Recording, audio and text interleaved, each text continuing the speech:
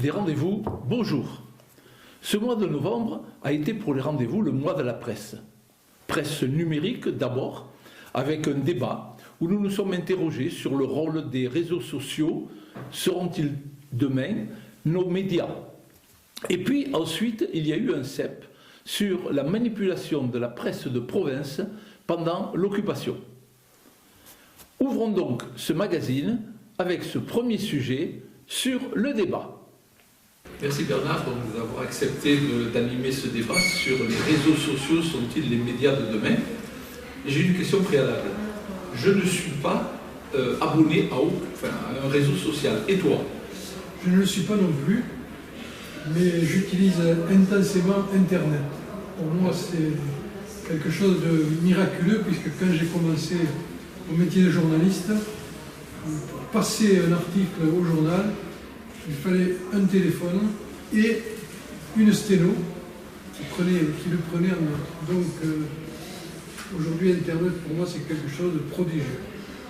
Conduit par Bernard Rieu, ex-journaliste à l'Indépendant, le débat fut vif et intense avec un public venu nombreux.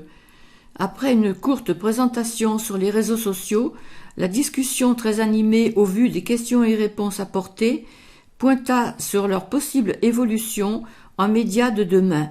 Bien entendu, la question resta ouverte. La deuxième animation était une conférence sur la manipulation de la presse de province sous l'occupation. Quel était le véritable rôle de l'agence Inter-France? Qu'en a été le rôle de l'Indépendant sous l'occupation? Quel a été son devenir à la Libération? Voilà les questions qui se sont posées à notre conférencier, auxquelles il a répondu avec beaucoup de précision.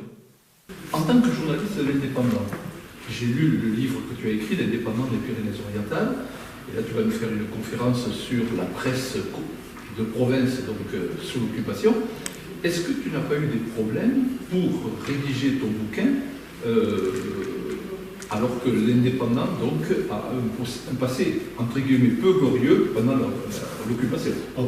Non, je n'ai pas eu de problème avec la direction de l'Indépendant à l'époque, donc c'est un livre qui remonte déjà à quelques années, une quinzaine d'années. Aucun problème. La direction de l'Indépendant, en particulier à l'époque, il n'était plus la direction de l'Indépendant, il était parti du journal. C'était Paul Chiché, dans l'ancien directeur indépendant, qui m'a ouvert avec plus grande libéralité ses archives privées, personnelles, qui étaient aussi un peu celles de l'Indépendant, puisqu'il avait gardé, conservé des documents. Donc aucun problème de ce côté-là, du côté d'un descendant d'une personne qui était effectivement présente, à savoir son père, Édouard Chiché, à la tête de l'Indépendant, tout au moins comme administrateur de l'Indépendant dans les années de guerre. Donc aucun problème de ce côté-là, ni non plus du côté de la direction de l'Indépendant, qui à ce moment-là était une direction midi-libre. Donc on m'a laissé faire là aussi sans difficulté. D'accord, merci. Je vous le dis, journaliste indépendant et j'étais... Gérard Bonnet, journaliste et historien, s'est passionné depuis longtemps sur le rôle exact joué pendant la période de l'occupation allemande par l'agence Inter-France. Alliée au régime de Vichy, relais des informations allemandes, l'agence a manipulé l'opinion et les médias en relayant toutes les désinformations. Nombreux ont été les journaux nationaux ou de province qui s'étaient abonnés à cette agence française. À la Libération, beaucoup de ces journaux disparurent et seulement 25 purent réapparaître, dont l'Indépendant en 1950. Chers amis, bientôt décembre. Après la trêve festive, n'oubliez pas de venir quand même au Théâtre de l'Étang assister aux 2 dernières animations des rendez-vous.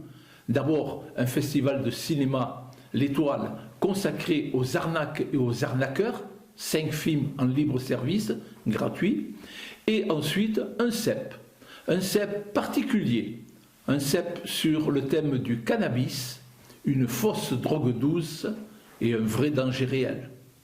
Et en attendant, culturez-vous bien.